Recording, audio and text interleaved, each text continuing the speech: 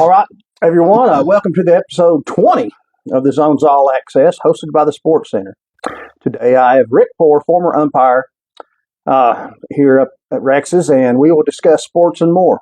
But first, I have to thank our team of marketing partners, and also our premier partners, Stay and Play Doggy Daycare, Grooming and More, Walker and Walker Construction, Whitaker Insurance Agency, Hearthside Bank, Value RX Pharmacy, Tazewell, Tennessee, and J&S Concrete Pumping.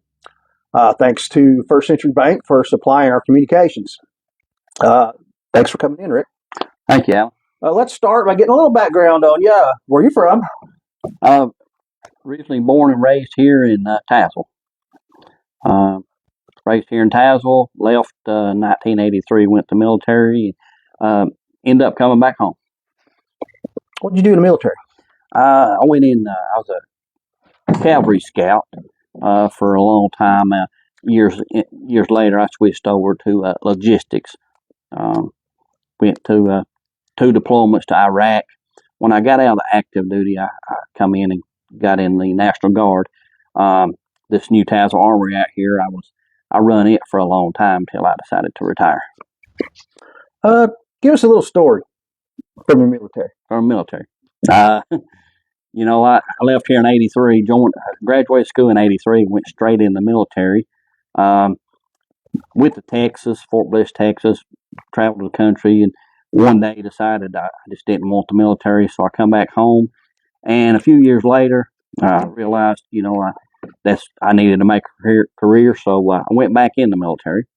Met my wife in El Paso, Texas, where I was at Fort Bliss. After that, stayed in the military for a while, got out, joined the National Guard, ended up full-time. When I get about 40 years old, my first deployment went to Iraq, stayed gone 18 months, come back home. In 2009, went to Iraq once again. And then in 2015, decided it was time to give the military up, and I retired.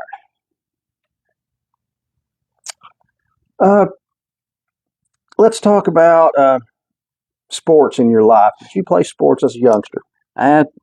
Pretty much that's what my life was, sports. I played about every sport there was, and my life kind of revolved around sports when I was in school.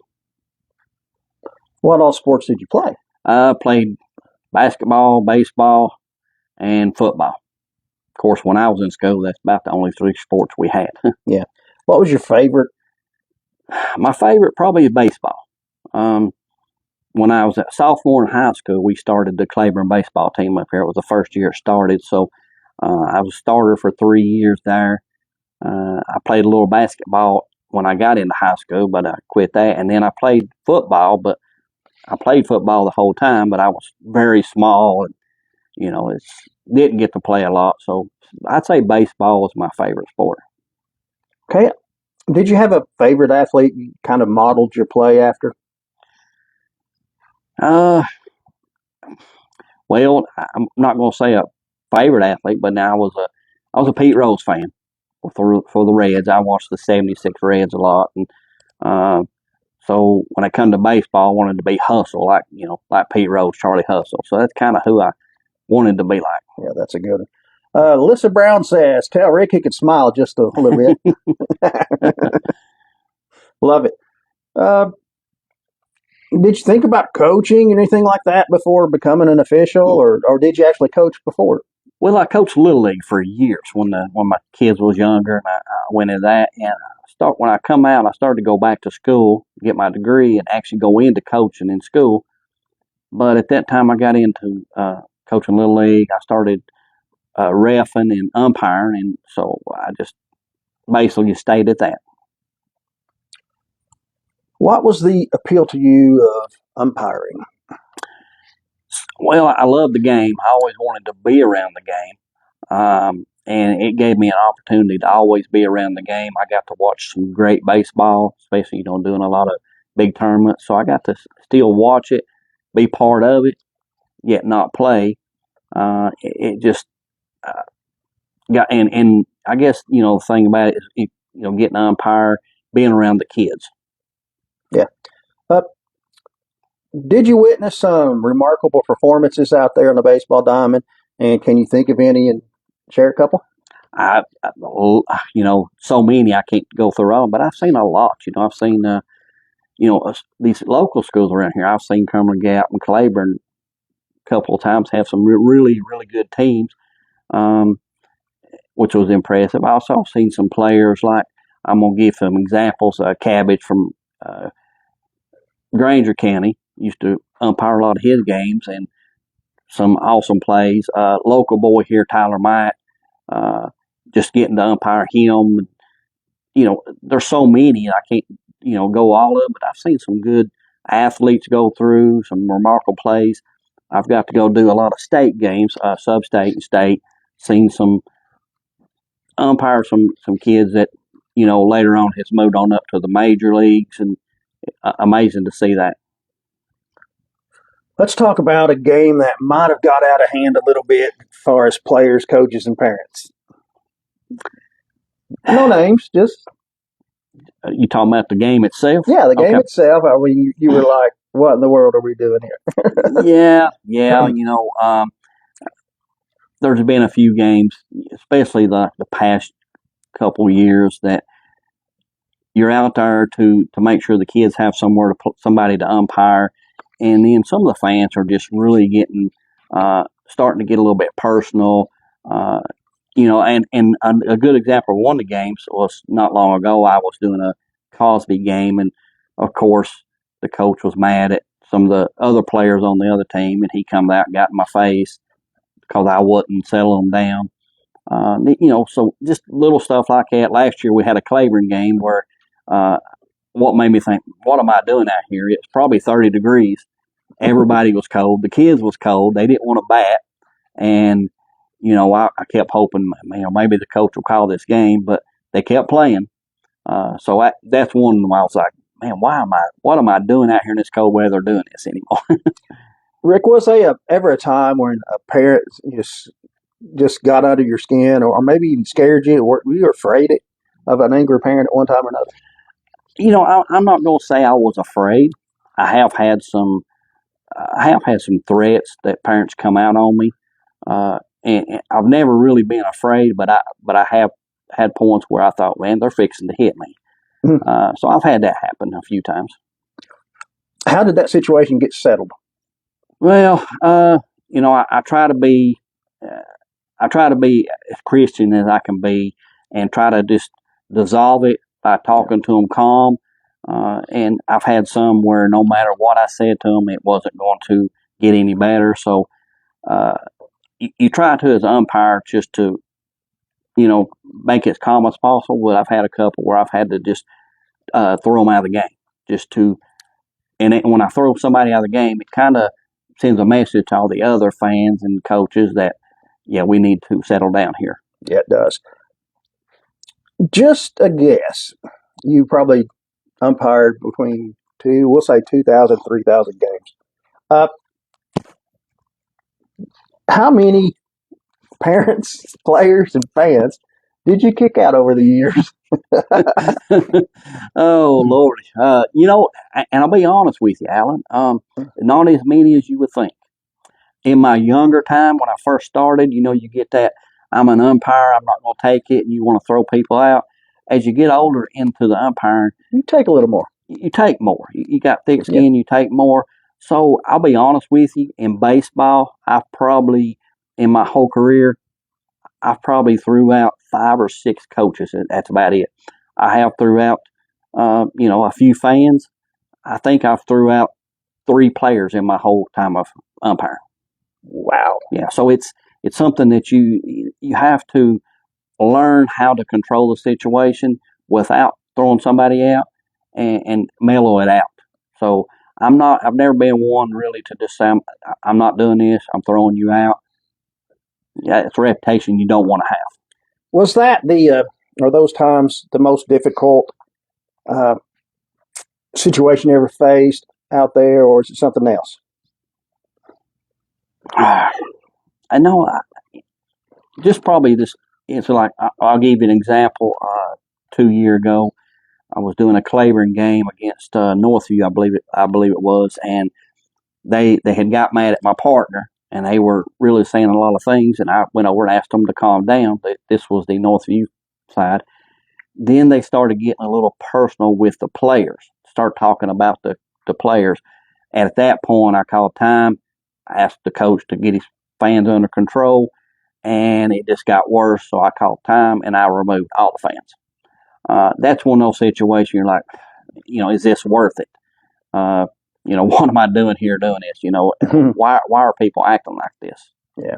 It's, I don't know, but to me, since I've been in sports and reporting, it seems like the parents are getting kind of more aggressive sometimes than they used to be. It is. I'll be honest with you. I've been doing high school for 23 years. I've done the Little League and all that a lot more, but it seems over the past few years, it is getting more aggressive. And I know every parent there, I've been there. You think your kid is the only one out there, the best one out there. So no matter what you do, you're wrong. And, it starts with the parents. The parents let their kids get out, they get out of control. So and at the same time, the kids think it's okay for them to get out of control. And it just trickles on down that way. I get it.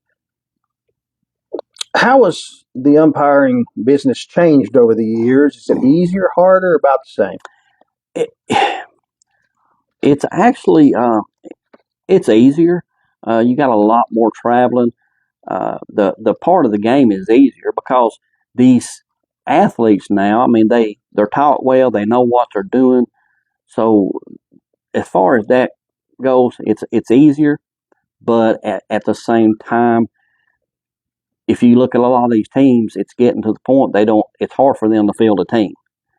And so you do a lot more traveling. You have to, the pitching seems like not as good anymore. So that makes it a little harder because you're there a lot longer because, you're wanting strikes and throwing a lot of balls. So it makes you a night longer. Explain to the fan of baseball how difficult it is to rule on interference or ball contact situations. That's a tough one because it's a judgment call as an umpire. You have to know the rules on the interference. If a kid comes into home and he runs over the catcher, of course, the rules have changed over the years. Used to, a catcher could be in the baseline and block it. Well, it's changed that he can't. So sometimes if a kid comes running in and lowers his shoulder, if you look in the rule book, he lowers his shoulder and makes contact, that's an automatic ejection. But then if the kid tries to avoid contact and the catcher maybe steps out and gets in the way, then right there you can call it on the catcher. Now, either way you call it, somebody's not going to be happy. Right. So and it's basically for the safety of the kids. You don't want any kids to get hurt, so you have to do what's right. And if I call it interference on this kid here, then you've got to do the same thing if it happens on the other side. And it's never going to be the right call according to most people. Yeah. But you have to make one of the calls. You can't just let it go. You have to make something. What's your favorite moment behind the plate? My favorite moment, I was doing a Greenville game one time. Excellent game. It went down to the last inning. Good game. Parents was great. Coaches was great. After the game, I had both coaches to call me aside, and it kind of scared me for a minute. What have I done? And they reported it to the TSSAA the next day that was probably the best umpire game they'd ever been in part of. All the fans complimented me when I come off the field, and it made me feel good about myself. But that I actually pleased people. And you did good that day. I did. Had a good day. I really did, and I was one of my best moments. What's your least favorite moment? That's hard to describe, to be honest with you. Probably that one with Northview and Claiborne where I had to toss all the fans to get it under control. Probably one of my least favorites right there. As far as the game itself, I did do a game sub-state one day where I seen a kid get hit in the face with the baseball, but stuff like that makes it kind of a least favorite game. Right. Talk about your run for mayor. What brought that on, Rick? Oh, so let me tell you this. So as I was growing up here in Claiborne County, something just hit me one day that, I'm going to run for mayor one day. So at one time, I had some people say, "Man, you should run." And against my better judgment, I thought, you know what? Let's do this. Let's just run.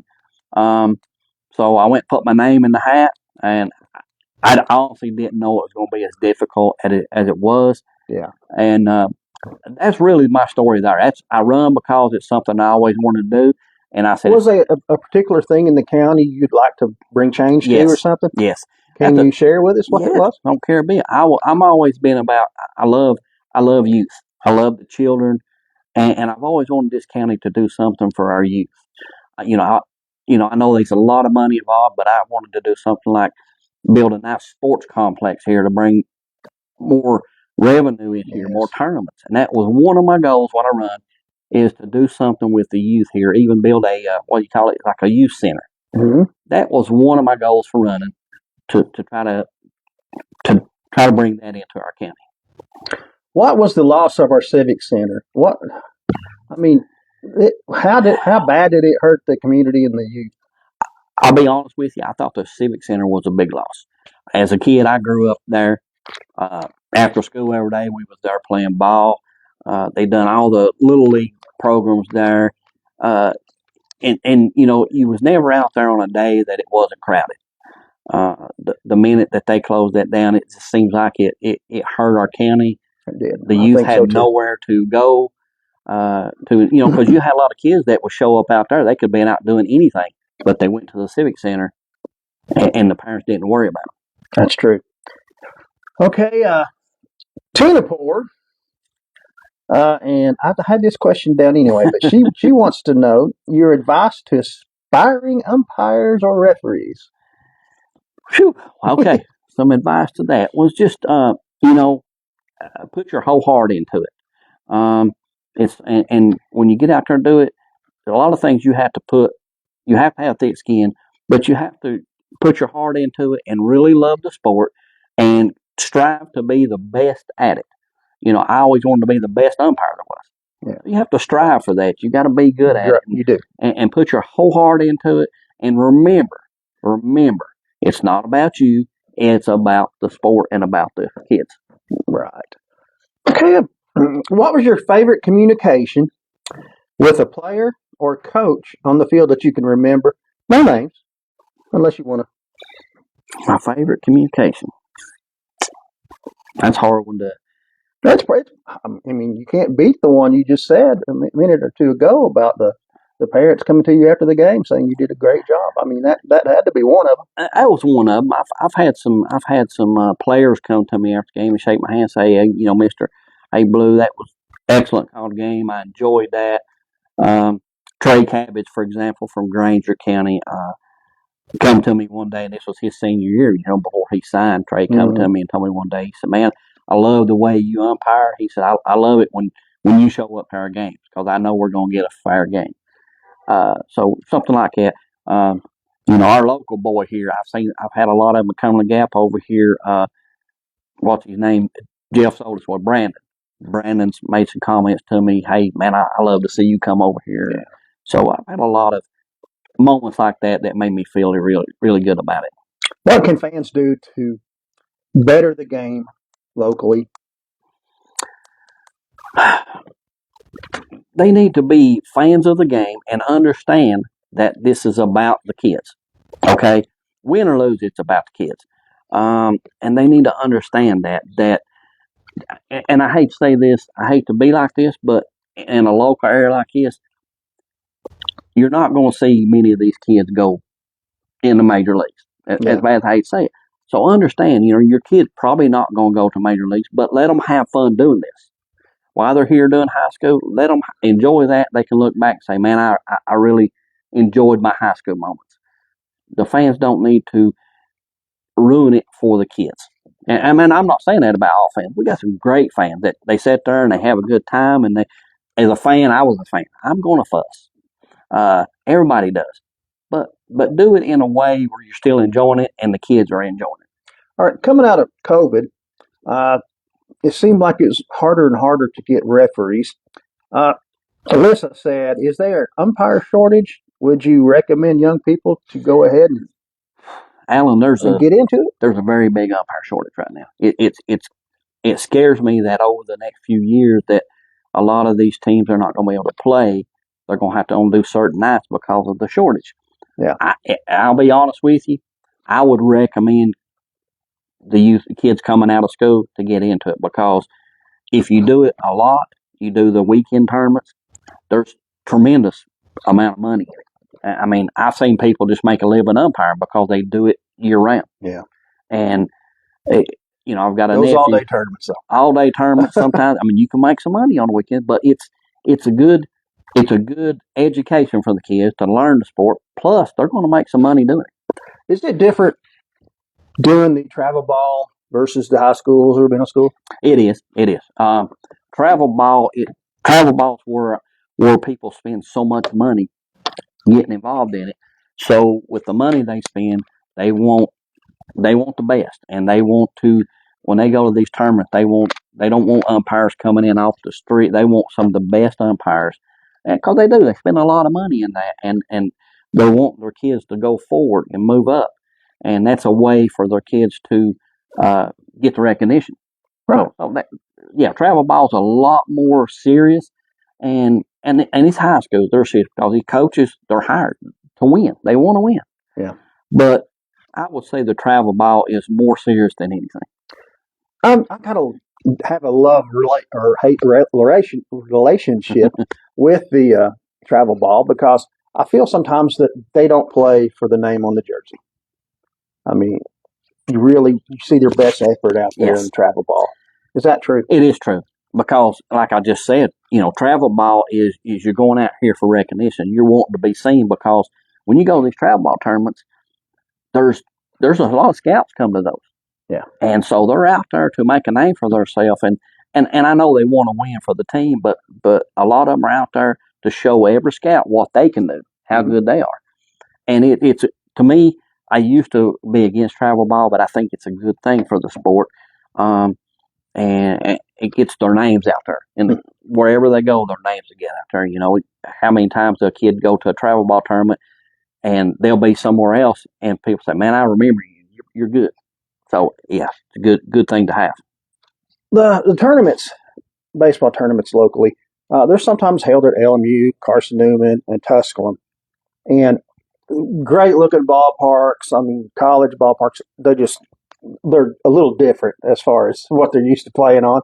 Did you enjoy going and doing those? I did, I did. But the reason why, you could tell the kids enjoyed it more, because they got to actually get on that big turf field, and they enjoyed it. It really makes them feel important that they're playing on a big field like that. I know sometimes people think that we want to do it in a local, say like Claiborne or Cumberland Gap. It's good to do some tournaments like that, but for the kids' sake, they want to see that big stadium. It makes them feel really important. Yeah, Tusculum, man, that's good looking part. I've done some tournaments at Tusculum, LMU, Carson Newman. What was one game that you wish you would have officiated, or one that you didn't have the chance to work that you would love to? What sport? Yeah, well, not necessarily sport. What baseball event? I don't know. I mean, I wish I would have I could have put myself through camp years ago, and actually went up to the minors, done college, done the minors. I've done a couple of JUCO colleges, but I kind of wish I'd put more effort into it and spent my time and moved on up to the college division. I could have went to Atlanta, went to school, put myself through school, and done that. But, it was one of them, a lot of traveling, so I do regret not going that far. Talk about that school. What is it expensive to somebody that might want to go that way? It's not expensive. It's actually worth it. I think right now to go to Atlanta, put yourself through that school, you're looking probably $1,000. But what you do, it puts your name out on the internet, so then you get these people that's over the colleges. They look at it and they watch films and they say, "Man, he'll be a good one." So then they start calling you, and that's what puts you into the college rankings. That's cool. Okay, here's one of these questions. Oh no. This was from Rex Caleb's. How does it feel to live in the shadow of your little brother? I know that was coming. Oh Lord, yeah. Randall did get into umpiring for a while. he got in with me for a long time, and he just some people it's not for them, and he enjoyed it when he done it, and he slowly got out of it. But I know Randall sits back and worships me, and I wish I could be like Rick. So. Oh Lordy, I've got a nephew that I've got started umpiring too. So yeah. All right, your thoughts. Sum it up. Sum it up. I love the sport. The main thing is I love the kids, and I've done it for years for the kids because I don't ever want to get to where the kids can't play the sport because they don't have umpires. But to sum it up, I would tell the coaches and the fans, hey, be fans, be coaches, but be respectful not only to the coaches that's coaching your kids, but be respectful to the umpires because it's so hard to find umpires, and you start getting really mean with the umpires, it makes them not want to do it anymore. And that's right. Be respectful, be a fan, express your opinion, but do it in a respectful way. Yeah. And same way with the coaches, be respectful to the coaches because they got a hard job. They're expected to win. Sometimes they don't, but be respectful to them. And the fans, if it wasn't for the fans, we wouldn't have the sport anyway. So the fans are a very important part of this sport, of any sport. And, there's some fans that get over and they aggravate me just for meanness, they try to get me going. But, some great fans over the years, and I miss it. I'm going to miss them. I'm going to miss the players. I'm going to miss the game, but I'm still going to be around it. Got grandkids playing. I'm going to start watching. Now, we started early because you got a grandkid that might have to, if it doesn't rain, play a makeup game tonight. So we're trying to get you out. I actually got to go to a game and I sit and watch, and I was like, man, this is nice to watch. Oh, it's fun to just watch. It is, especially the kids. Yes. Okay, I'm going to add one question. Sure. What's the most respectful diss you ever had? The what? The most respectful diss that you ever received. That's a hard question, Alice. I don't know. You don't know? You'll think of one after a while. I'll think of one when I get here. Man, I should have said this, but I don't know. I've had a lot, and But you're awful, sir. I've had them. I've had them. You're horrible. I've had them. Some of them come up to me and said, you're probably the worst umpire I've ever had here, and hey, that's your opinion, but I really can't say what's the worst. Well, those weren't those were respectful ones. They were respectful. I just wanted the funny ones. I actually had some coaches that come up to me and get in my face and they say, "I'm going to fuss at you, and I want you to put me in a dugout."